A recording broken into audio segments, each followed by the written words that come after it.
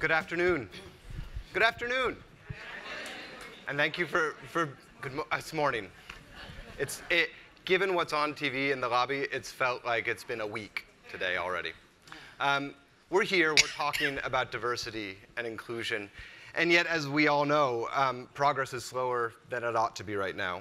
Even at the highest levels of corporate America, the number of female leaders is dwindling. When Indra retires just next week, the fewer than 5% of the CEOs of S&P 500 companies will be led by women.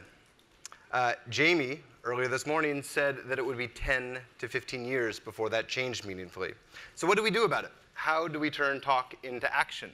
Joining me here to discuss this is Ellen Kullman, the former CEO of DuPont and a board member of companies including Goldman Sachs, United Technologies, and Dell, and Julie Sweet, the CEO for North America at Accenture.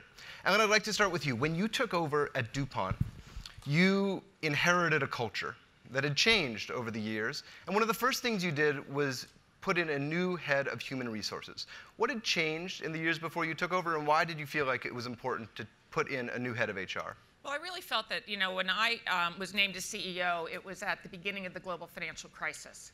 And we were really, the one thing that did do, believe me, when the tide goes out and you're looking at all the rocks, you see how people and leaders react to such stress. And you get an understanding of the businesses very well. And I really felt that our focus had to be on talent development, and diversity to really come out strong.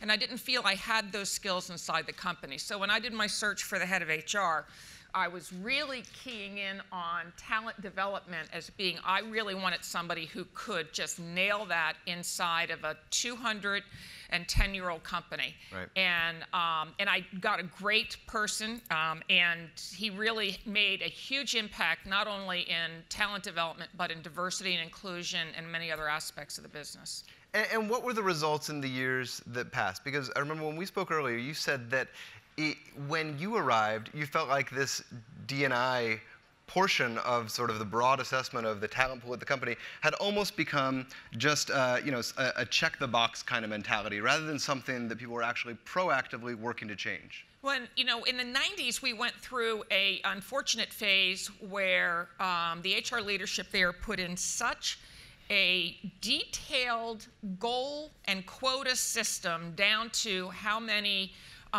women of color, Hispanic women, women do you have in this level, that there was a backlash in the company against it. It was just too detailed, and if I promoted my Hispanic manager into Julie's organization, Julie got credit and I got dinged. And so people kind of recoiled from it a little bit. And so when I came back in, I was very clear. We didn't do it. We did it by bands. And this was a conversation. How many are you hiring? How many you're promoting? How many you're treating? Therefore, how many do you have? And why isn't it any different this year than it was last? And we just started that dialogue, and it was how we started the business meetings. It wasn't how we ended them.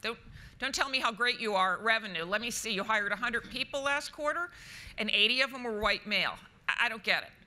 And, and so you start getting in those dialogues, and initially, are we going back to quotas? I said, well, I'm not sure what you're going to call it, but you got a goal, and I hold you accountable for that goal the same way I hold you accountable for your revenue, for your earnings, for your new product. So you just have to push it forward and kind of get all those false, things, past history out of the way. Okay. Julie, you're doing the same work at Accenture, and you've also really embraced this notion of setting targets. You might call them goals, you might call them quotas. I don't want to get hung up on the semantics, but tell us exactly how you're articulating those targets and how you're holding people accountable. Sure. Well, it started internally, and we really believe that for us, inclusion and diversity is the right thing to do, but it's also core to our business. We're an innovation-led company, and just like every other business strategy, you can't imagine having a revenue plan without a revenue target, right? And because it's core to our business strategy, we treat it like a business strategy. So we set targets, we have action plans, and we measure ourselves. And we started that internally, and then we've gone on that journey externally. So we first put out a target to hire 40% globally of all of our people. We hire about 100,000 people globally. And then we now have 2 goals. So in the US, I've set a goal to be 40% women by 2020. We're just under 37% today. And a global goal to have parity at 50-50 by 2025. And we do this, we publish it, it helps us hold ourselves accountable. We also publish, in the US, all of our demographics by women, race, veterans, and persons with disabilities. We do it annually. We think that transparency builds trust. It also helps people rally around the need to focus on it because we truly believe that it's core to our business strategy. And by the way, it's terrific for recruiting because it's not that our numbers are fantastic, but when people see that we're putting them out, they realize that we're serious. You are also willing to make these targets part of compensation plans. Earlier today, we heard Jamie say he didn't believe in compensating people for every little check-the-box metric, but talked about how you have actually brought diversion and inclusion into the compensation plans. Well, I think I actually agree with Jamie. So none of our specific targets are, you look at everything in the round. And what we do is that we make the diversity metrics as a part of what you're accountable for. And so I look at financial performance, I look at diversity metrics, but even more important than the metrics is there's lots of reasons why you might miss it. I mean, we don't set goals that we think we absolutely are going to meet. We often set aspirational goals to push ourselves. What we really measure as I look individual leader by leader is we ask the question, what is your personal impact? Because at Accenture today, all of our leaders understand it is table stakes to meet your metrics, right? Like that's your goal, and if you don't meet them, we also understand they're aspirational, they're working. But what we're looking for are the leaders who are personally engaging. They're sponsoring people, they're attending events. That's really important because what we're looking at is what kind of leaders do we want for the future? And that accountability it should never just be about numbers. Right, and the most important thing there is the dialogue that allows you to have with that leader. Because it's one thing to say, here's your bonus, and it's up or down because. It's another thing to say, let's get into the whys, and let's get into how you can really make an impact next year. And it becomes a very personal conversation with that leader about, who they are, what they value, and therefore where do they spend their time and how are they really making progress. And those conversations, you get to know that person really well, and you get to understand what's driving them. And you get to understand whether they can be maybe the next CEO of the company or the next, executive vice president. But it's those conversations that having that as part of their compensation that allows you to have that really help move things forward. But I also think that it's really important not to get hung up on this about compensation in your annual review, right? What we've done to really change the culture is this is part of how we manage our business. So I have in North America, we're about 48% of our business globally. On a monthly basis, so I have a leadership team that's 50-50 men and women. On a monthly basis, we look at all of the metrics that we are tracking. And we have a conversation. And by the way, it's completely transparent. So everybody sees how everybody's doing because we believe it's actually our collective leadership responsibility. We try to, as a North America team, set 5 strategic programs a year. One is always around where do we think, as we look across all of our businesses, we have commonalities that we really want to come together. And so we're having those conversations on a monthly basis together as a leadership team. And then where we see red, right, then we're doing the deeper dives. And I think you have to be careful, David, to not put it too much around how are you getting paid. Mm-hmm. It's about what are our expectations of a leader.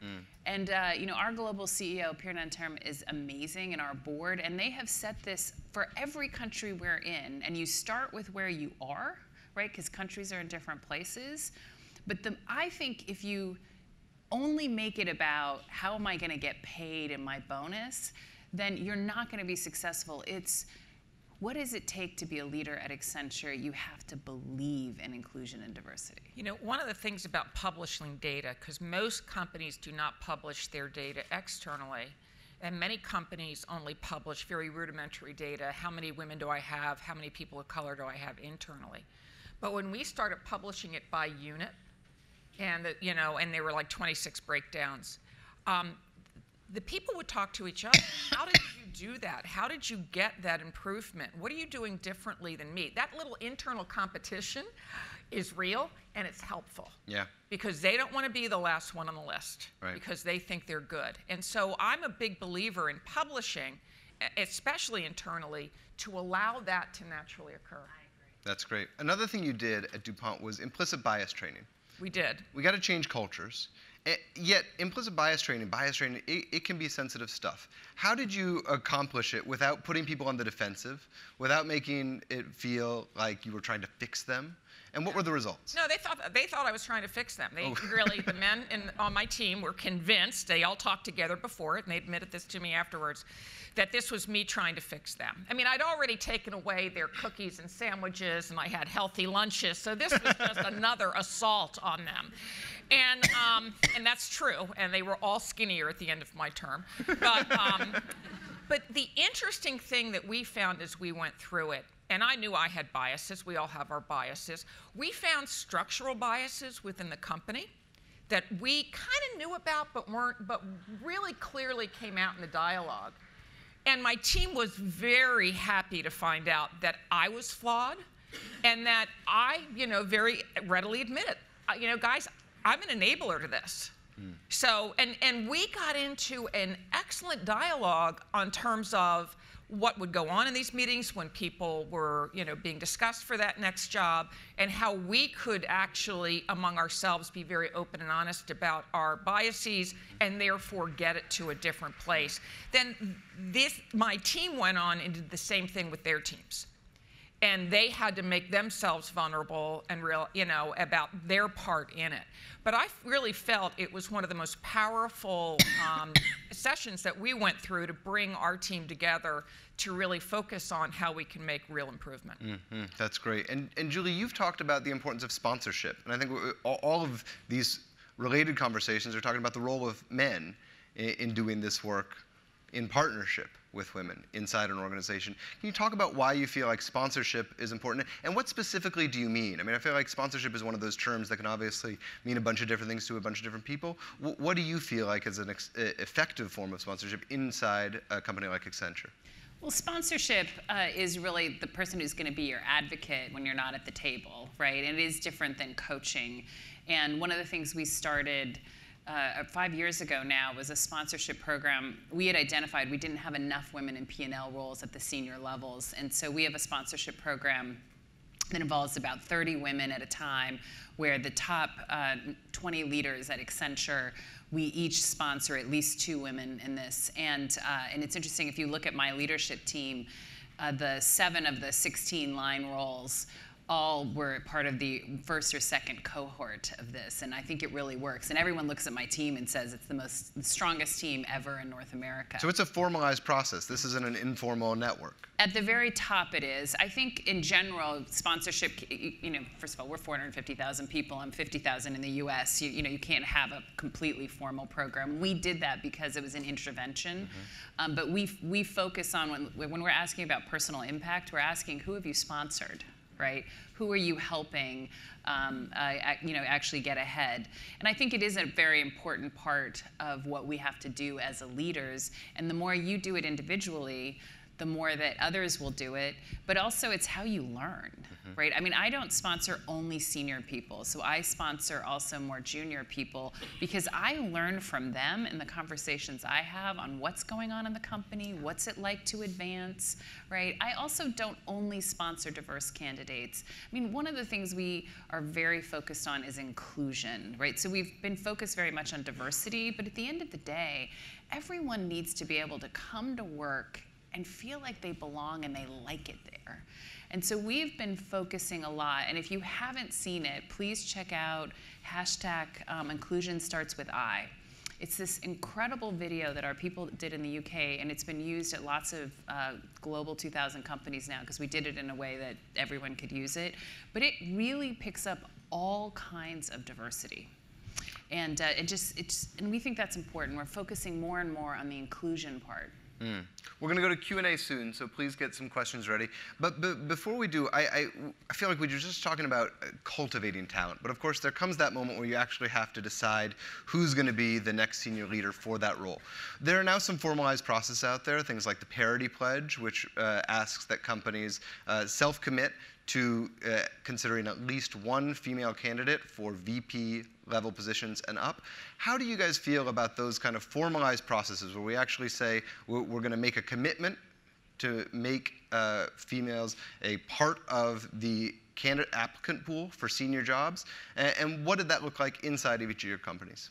Well, the first thing we had to do was to stop the informal program of a leader saying, well, I want David in this role, and I'm going to figure out how to get him in that, and open it up to a full slate of candidates, and the candidates had to include women and people of color.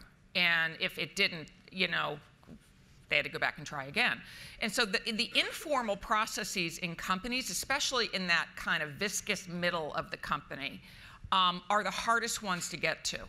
And they're the ones you really need to tackle. Because what I found is that once they got over the fact that they had to consider other than David, for the most part, they took it seriously, and they, over time started and picked more women and people of color because they didn't even know these people before.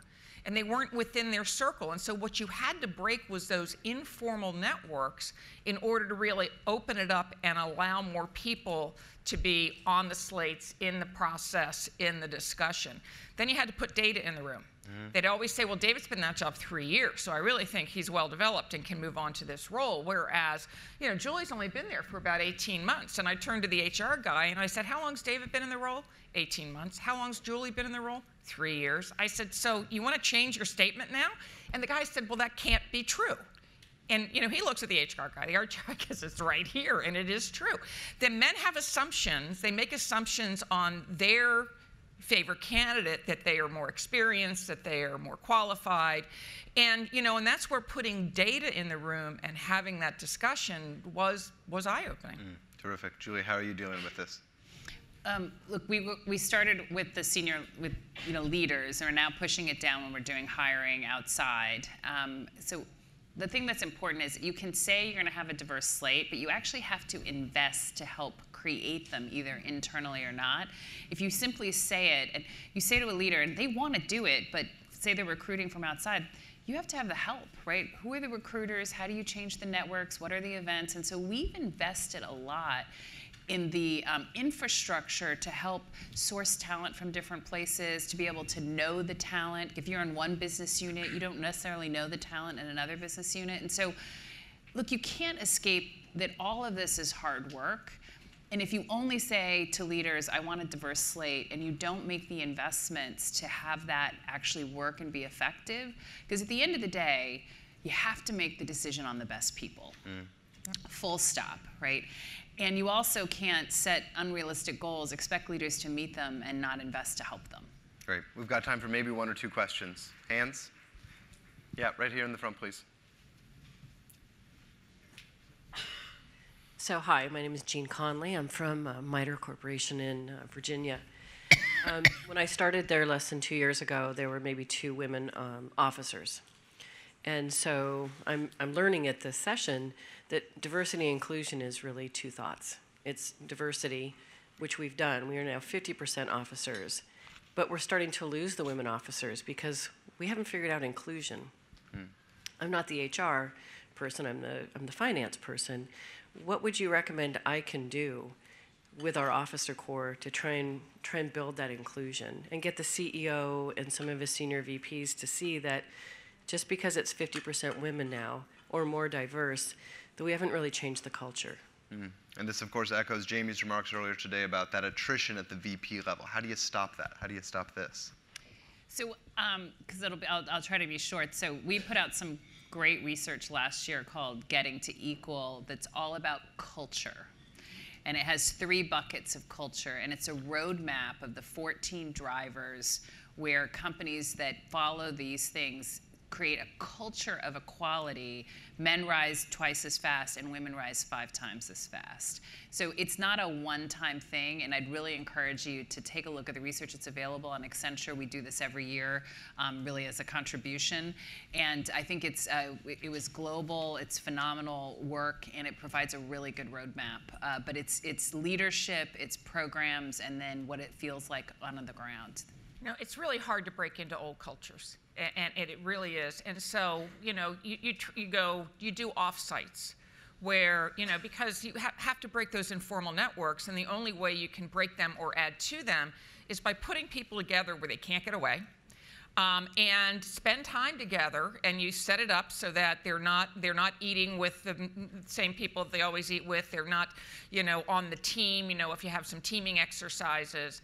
And you really try to figure out how you break that ice and to get at the senior level, because if you don't have that at the senior level, you don't have a chance of having it underneath, because people watch, people see what the senior team does, and the rest of the organization mirrors that. Well, thank you. The tagline for this conference was Women Leadership and a Playbook for Change. I hope you now have some new moves in your playbook after this conference. Ellen and Julie, thank you very much. Thank you.